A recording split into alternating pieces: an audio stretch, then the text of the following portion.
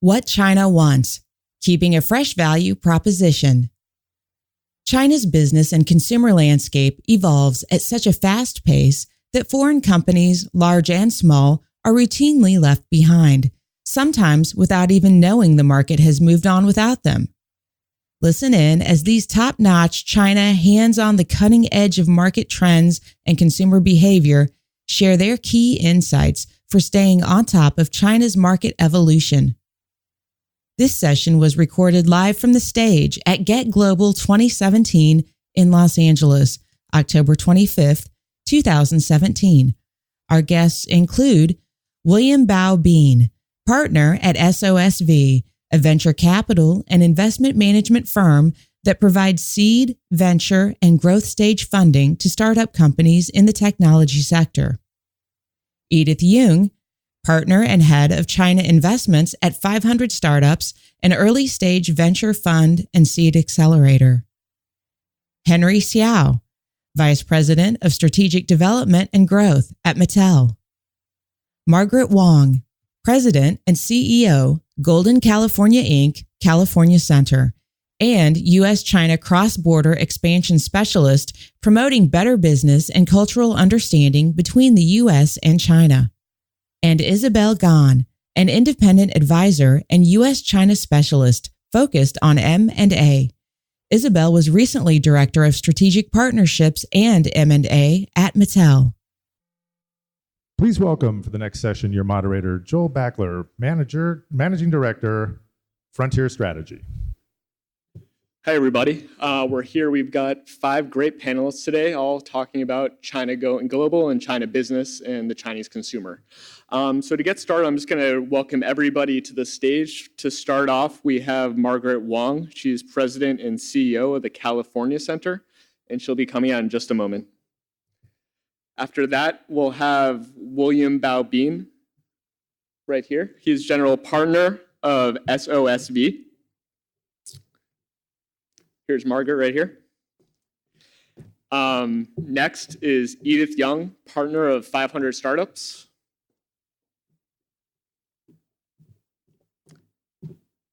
Next we have Hsiao, vice president of strategic development at Mattel. And then Isabel Gan, independent advisor for China.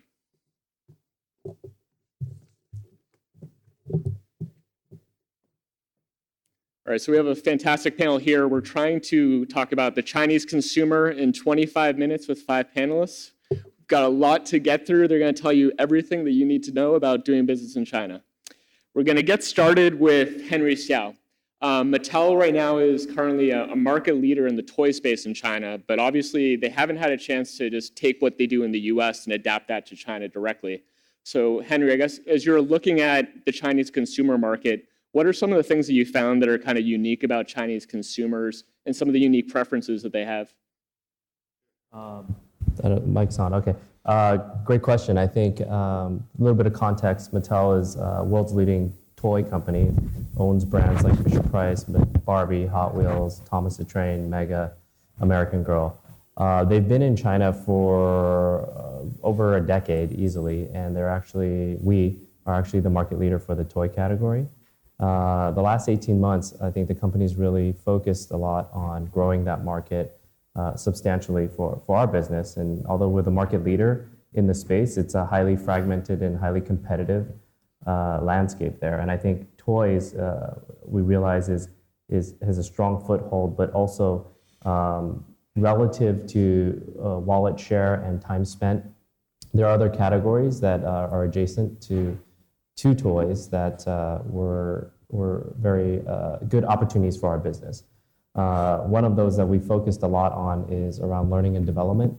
And honestly, I think one of our brands fits very well, and we believe that's Fisher-Price. That brand has been around 80 plus years, and it's always been around child development and learning. And all those products have been developed from the ground up with a lot of research and a lot of attention to detail around child development. So in China, the story was really to reframe the category for us a bit, to less just about toys and play, more about the benefits of play and that it drives learning and development. In China, based off of our analysis at least, the toy category is about $8 billion, and learning and development is about $30+ billion. So for us, the category size is much bigger. So a lot of our work there has been done around educating the consumer, one, about the brand and its 80 years of heritage around safety, quality, and the trust that it instills with parenting, but two, around the benefits of that brand, and that it's not just play and parenting products, but it's infused with learning and development, and there's a curriculum and there's a ton of content behind that. So that's been our focus the past 18 months in market, and taking that brand and then the go-to-market strategy behind that has evolved quite a bit too, as the consumers are obviously highly mobile savvy and dependent. Our strategies are evolving to be on those platforms such as WeChat, leveraging KOLs to really tell that story in an authentic manner and a meaningful way that they can consume. Excellent. And I think kind of what you just talked about around technologies lends really well to Edith's expertise. At 500 Startups, you obviously invest in a lot of very big companies that are trying to invest in the China market and new technologies for the Chinese consumer. I guess, what are some of the things that you're really excited about that you're seeing in China in terms of new technologies for the consumer market? I think one of the things I want to point out that every time I have some Chinese friends visiting me in Silicon Valley, they will ask me things like, why do people still pay in cash and credit card? If you go visit China, I think there's a few things for sure that apply to the whole population, which is everybody absolutely on WeChat.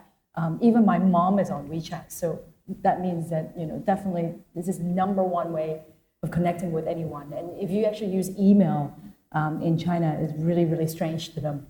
And then everyone use either Alipay or WeChat Pay to pay for everything. And in fact, the funniest thing, I was actually in Hangzhou 2 weeks ago, and one of my colleagues wanted to use cash, and the cashier looked at her literally stunned for 2 minutes. He's like, I don't know how to handle this. Because everyone, really, like even you go shopping in a grocery store, they're very, very happy to take mobile payment. Didi, which is the Uber of China, everybody takes Didi. And on top of that, if you go to any major cities in China, you see bikes everywhere, which is all the bike sharing in various different color, of course, mainly lead by Mobike and Ovo. Having said that, these are just how normal people live, right? And there's a lot of really cool, super interesting things that sort of build on top of these platforms. But I want to sort of go back to education. As very, very excited to have my friends from Mattel previously and now. And some of the things that we talk a lot about, which I'm always really, really excited, is if you think about it, Chinese online learners is over 140 million people.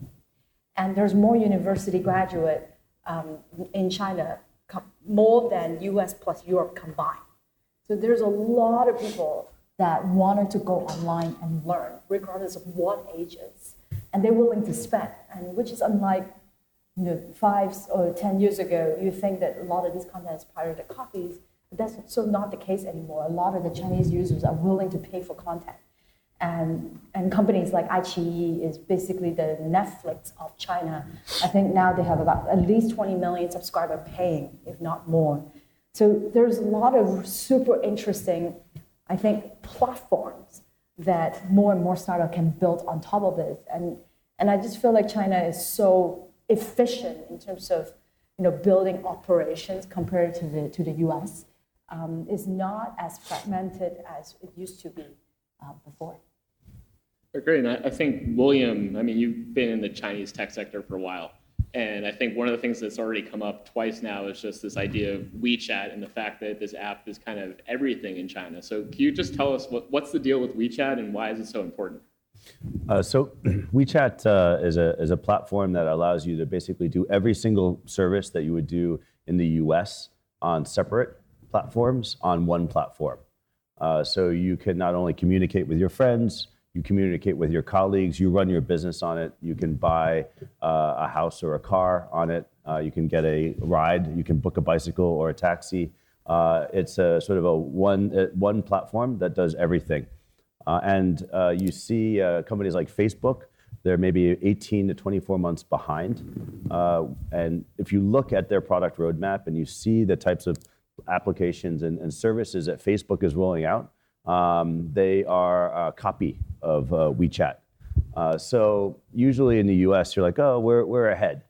And with a lot of technologies from financial services to communication to media, increasingly on the consumer side at least, the US companies are behind. I'll give you a couple examples. So language learning is a pretty big deal all around the world. And I hear a lot of people are putting their kids into Chinese language learning programs for some reason in the US. But we have a company that uses machine learning, basically artificial intelligence, to create a chatbot teaching assistant for a teacher. So chatbots by themselves suck. But if you put it next to an actual live teacher, it can be quite effective. And so we have a platform that started off doing one-on-one language learning lessons on WeChat. And you can do the same thing on Facebook. And that one-on-one lesson with the chatbot assistant becomes a two-on-one lesson. So a teacher can do 2 one-on-one lessons at the same time. And after about a week and a half, 2 weeks, one teacher could do 5 one-on-one lessons at the same time. And when while the one student is working on one problem, the teacher can be answering another one. But as those questions are very repetitive, the chatbot learns the answers to a lot of the questions and can answer for the teacher. So after about 2 months, we had one teacher doing simultaneous one-on-one language learning lessons with 239 students at the same time. So you can get a one-on-one lesson for 15 renminbi, which is about $2.20. And this starts in China, but can go global. Another company also uses machine learning to collect data around pricing. So about 40% of all luxury spend in the world supposedly is Chinese consumers. 60% of that is outside of China. Why? Because the prices are high in China. So if you go to a Chinese high-end luxury store, it's a little funny, but you will not find any inventory. You can't actually buy anything. It's a showroom, but there's no actual stock in it because people buy outside. So we created one of our companies created a price scraping platform, and we track 140,000 SKUs, luxury products, LV or Hermes from all around the world, and we're tracking real time new and used pricing for each of these products across 19 countries. So basically, you can figure out, okay, this is a rose gold submariner from Rolex, and in Beijing it costs $24,000, but in New York it costs $14,000, and you can click reserve and fly to New York, basically for free, and pick it up, or you can press buy, and we'll verify that it's real and send it to you. So we're probably the first and only platform in China selling $15,000 handbags on a chat app. Hermes Birkin bags, and we're selling about 1 a week. Wow, and I think there's a lot that's really gaining traction first in China and then expanding internationally. And I think one of the things is a lot of the internet technology companies that we see, you hear a lot about BAT or Baidu, Alibaba, and Tencent. And when it comes to doing business with these companies in China, partnerships are key. And that's why I wanted to turn over to Isabel to talk about some of the work that she was doing in the corporate development capacity and really what it takes to build a successful partnership in China, because it probably isn't easy.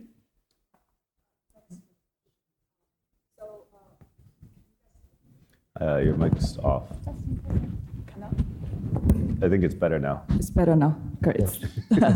So I used to work in Mattel, and I was actually with Henry and our Chief Development Officer's leadership. We built a couple of great strategic partnerships with Alibaba, Tencent, JD, and also built 2 joint ventures in China, covering retail and also child development. That's basically what we did for the last 2 years when we basically go back to China every month and stay there for 2 weeks, come back, jet-lagged, and then get ready to go again. So back to the question about what is the key how to get to the success of the partnership in China. The panel probably can talk about 2 hours nonstop, but I have summarized 4 points for the audience for for the sake of time here. The first thing that any company want to go to China is to find a partner there. The key thing is to really think through what you need, and also what is most expensive and difficult to get if it's not through commercial partnership. The reason why is if you think through what you really need, then you will actually have a short list of companies you can go to. But then at the same time, if you really think about what is the most expensive to get, and then you can use certain strategic partnerships to have the partner do it for you versus have to pay through a commercial partnership. And this one of the reasons why we did the partnership with the Baby Tree, which has the biggest mom community in China or even the world. When we put our content platform on them, if we really have to pay for it, it's probably, I don't know, millions of dollars, but with the partnership, the partner can do much better with the content we put on it, and also it's a more strategic partnership versus just a buy and sell commercial partnership. That's the first point. The second point is think about what you really have, like what they really need from you.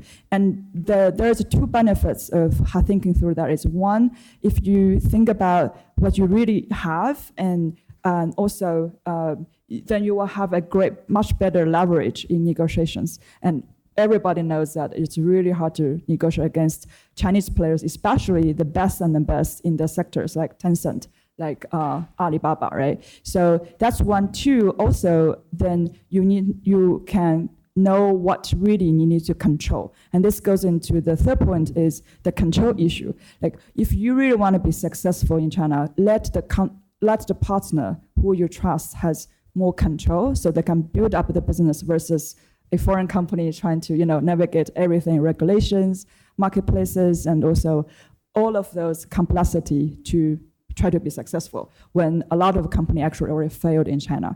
And then this leads to the fourth issue, which is trust. So in Chinese, there is one phrase says, 疑人不用，用人不疑. I know the Chinese probably understand this, meaning that if you don't trust this person, don't work with them. But once you are working with them, you have to trust them. And that's very, very, that's something that we found very essential when we talk with the companies, especially startup companies in China.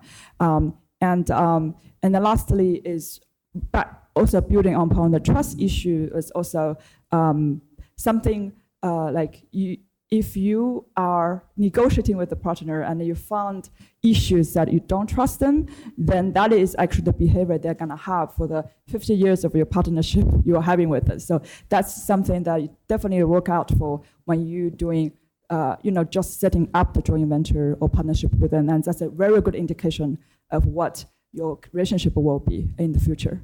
That's well, thank you, Isabel. And I think we all learned a new Chinese phrase today that we can practice later on. I'd like to turn it back. We're still running a little short on time, but I'd like to turn it back to what William was just talking about around this idea of cross-border e-commerce. There's a lot of demand for American and other European products from Chinese consumers. And one of the things I thought was interesting when I was speaking with Margaret is some of the work that she's doing to bring California-based products to China. And they might seem a little strange from some of the things you might be used to buying via e-commerce in the US. So I'll turn it over to you to just talk about that. Thank you. First of all, I've been doing business with China for the last 30 years. So I started with a lot of industrial projects. My last 30 years has been involved with how to clean up the environmental problem in China, water treatment. We have done hundreds of water treatment projects in China, and also to learn about the smart technology of energy efficiency in our lighting side. So it was about 3 years ago that I started to see opportunities of what the Chinese are really looking for, the American lifestyle, the California lifestyle. You see tourists coming in, you see that they really wanted to be able to live and be able to eat the type of products that we have. So especially the growing middle class, they have become more educated. They are more affluent in the way that they can afford to buy products. So I started this company really called California Center. And it's a private company, but I partner with a lot of programs with the government. I travel with 4 different governors to China the last 20-somewhat years. So, it's really getting a lot of support from the top-down support in China and also in California. So we set up this California Center primarily is to be able to really promote the product in California, to have the California lifestyle. What exactly it is mainly the food product, and also in the entertainment industry, the media, and also the sports. What we call it, the SME, the sports, media, and entertainment, and the food and the education. That's what we call the Chinese are looking for, the American lifestyle, the California lifestyle. So we have an e-commerce platform they call California Center in Jingdong, that we actually mobilize over 100 different California food suppliers, distributors, from farmers, to wine product, and then we will market it in our California Center. It's amazing that, that because the food safety issues in China is a big problem. So when we have a good brand, when we have a good product, talk about healthy food, organic food, from nuts, we sell a lot of almonds, walnuts, to honey, chocolate, to vitamins, to even veggie potato chip. This is something that you can find online and be able to order that, just like you order on Alibaba. And then we were able to work with the suppliers so that we will mobilize a lot of the smaller supplier, which doesn't even think about going to China. But we were able to make them easier to be able to ship the product and put it in the warehouse and then pay them back in US dollars. So that system worked. And the big deal is not just online. It's just that we do a lot of institutional sale, meaning that we sell it to the group in China, sell it to an insurance company, sell it to the bank. So that's becoming a very interesting, concept. Of course, that we also do a lot of a sports program. Sports is big in China, from basketball to soccer to hockey, because this is something that we do a lot of exchange program. And I was the first one to bring the NBA game, which is Sacramento and Houston, to China, 2 games. It was like 2008. And look at NBA today, it was a huge. So we're talking about investing into the NCBA game in China, because CBA is open up to privatize. So, the next round that we're going to have California to invest in the CBA, investment into China. So we see that a lot of low-hanging fruits into the consumer traffic, in the middle class, a lot of spending power, and I think that the opportunity is in there, and it's just that you have to find the right niche. China like branding. You have a good brand, you have a good product, it will sell. Making me hungry. Well, thank you. Thank you very much. It's really that easy, right? So we've already had everybody talk through and give kind of their point of view. We're running short on time, but I just wanted to ask one last question. I'd say actually to Henry and William, because this is an area that I think is really growing fast in China. The word in Chinese is Wanghong, and it's kind of this idea of internet famous, and the idea that more and more people are kind of these local influencers. And I think Mattel's doing some really interesting things on the ground, working with them. And I know William's got a great platform that he's working on. So just quickly, maybe we could talk briefly about that. Yeah, sure. I think I alluded to it up front, which was really sort of thinking about activation for our brands as we talk about reframing the category and building the new brands in that market. A lot of the work has been done our traditional activation is obviously through TV drivers, working with well-known celebrities and product placements, but I think in China, the market is so vibrant and so amazing to go in different ways, and with sort of KOLs and key influencers having so much traction there and the authenticity they bring. A lot of our marketing programs in the past year have been around identifying the right influencers and personalities and people to work with, and they reside on multiple platforms. They may be a heavy baby tree user, they may be a heavy WeChat user, but working with them to understand their needs and ultimately deliver on those, but explain our story, our brands, our product, and our purpose so that they can help deliver it in an authentic way. And the KOLs have been important to establishing our brands as we reframe that category around learning and development and finding, but the key I would say is finding the right ones that are actually have the right needs, where our brands can actually and fulfill them. The ones that have kids or starting families that really, talk about it daily in their normal lives. And it's no different than sort of YouTube influencers and what you see kind of going on in the US there. I would say that, that's a little bit more commercialized, I would say, than what's going on in China. And so it's an important part of the strategy, and it's, developing every day. Yeah, sure. So, a KOL, it's based on trust. Key opinion leader is an influencer. And you have celebrities, and then you have internet celebrities like YouTubers in the US, and then you have everyday people like your friends on Facebook or Instagram. This is, last year was about a $7 billion industry. This year it's 10 to 12. Some guys are saying 15 billion for next year, but influencers are a much bigger market in China than they would be in the US because of the trust that they bring. And the issue is monetization. So stars in the US on YouTube, they get a tiny fraction, little small money. Most celebrities in the US don't really, as far as I can tell, get paid much of anything. Facebook cuts them out, Instagram cuts them out, they just get crumbs. In China, the influencers can actually get paid a percentage of the sales that they drive. And the sales are generally actual commerce sales. The amount of e-commerce in China as a percentage of total commerce overall is double that of the US. So this is very, very, very powerful, where you can have a normal person share a product that they love, that they already own. And if their friends buy it, they can get 5, 10, 15%.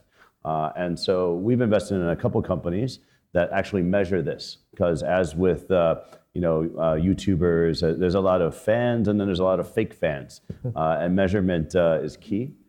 So knowing which of the thousands and millions of influencers are the right influencers for you, that's one of the things that we've tried to solve with data and machine learning. But it's a trend that's leading. Think about, last thing, you have Google. Google makes all their money on advertising, display advertising. In China, the click-through rates on that, people who actually engage with ads are very, very low, maybe 0.1%. People don't trust it. But when you have your friend or somebody who you trust pushing something or promoting something, not only is it not seen as okay, but it's also seen as something that you can trust. If they're willing to put their name behind it, then it's probably okay for you. And so when you're going to China, you have to think about trust. How do you build that trust? Because they don't know who you are. That's great, William. And I'll give 30 seconds to you just for one final comment. Really, really final comment, because Joel sort of mentioned earlier, I just want to sort of wrap up on like BAT, which is Baidu, Google of China. A is Alibaba, is Amazon plus eBay plus PayPal combined, and Tencent, which is Zynga plus Facebook plus WhatsApp combined. But there's a new platform, not just BAT, it's TMD. And you can sort of make fun of it as Tamada. But anyway, that really means T is Toutiao, which is the news feed that come out with another app called Toutiao. M is Meituan, sort of like Groupon. And DD, as I mentioned, is sort of Uber of China. So these are sort of the new generation platform. If you're thinking about, if you go to China, what are some of the things that you should really play and think about on, maybe, I don't know if they want to partner with you, but you definitely need to pay attention. So. Excellent. Well, thank you guys. You've learned a lot about Chinese consumers, partnering with them, working with influencers, cross-border e-commerce. There's a lot to digest, and I'm sure you could probably speak to each person for a few hours, but that's all we have for right now, and feel free to speak to people afterwards. Thank you very much. Thank you.